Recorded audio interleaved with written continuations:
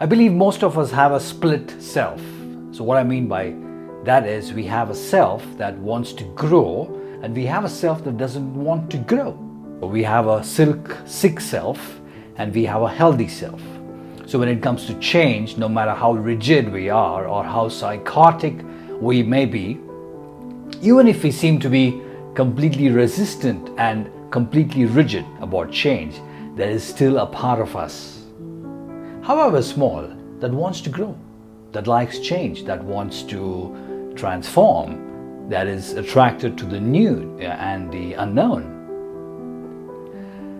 Also that which is willing to do the work that is required and take the risks that's involved in personal transformation and personal evolution. On the other side, the so-called healthy and the spiritually or the evolved people still have this part of themselves, no matter how small or big, that doesn't want to put in the effort, that wants to cling to the old and the familiar, that which is fearful of change or any effort. They want to desire comfort at any cost, and they want to avoid pain at any price, even if they have to pay by being ineffective or being stagnated or being stuck. So the reality is, in most of us, the healthy self that would like to grow seems very small. And this is where the will is needed, the effort. There are many reasons, and the most important reason is survival. We are wired to stay safe and secure, and that becomes an obstacle of and for growth, which is then dominated by laziness. That's when Alfred Adler talks a lot about courage to move forward. He implies that courage is essential element needed to move into the future and not to be stuck in the past. There is no such thing as standing still in life. If we are not moving forward, it's inevitable that we are moving backward. And that's the reality. The truth or the reality is we all have problems. Everybody has it.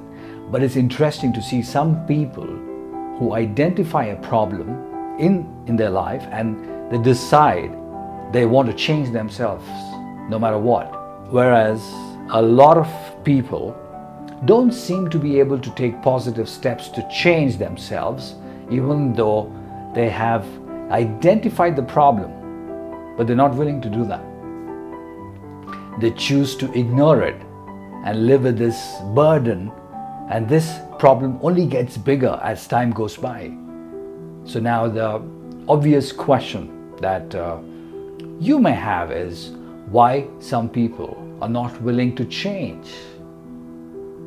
The answer to this dilemma could be they're not able to see the path in front of them.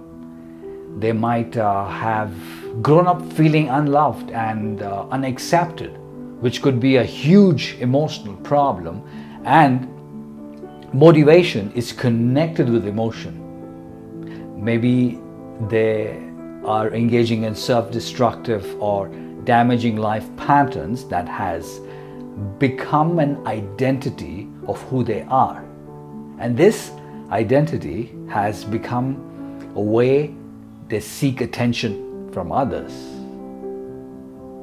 So, if you really want to get someone to change, remember, they need the right motivation, the right guidance. They need to have enough discomfort. Most importantly, there needs to be a willingness to face their fears. So it's really comes down to courage to move on from the past towards a good future. So don't let our past or the story we tell ourselves and the world to rule our life. We all have stories, but the effort here is to make a better one. Change the story that we have constantly telling ourselves, the story that we are constantly feeding ourselves, the story that is defining our life. The idea is to change that story.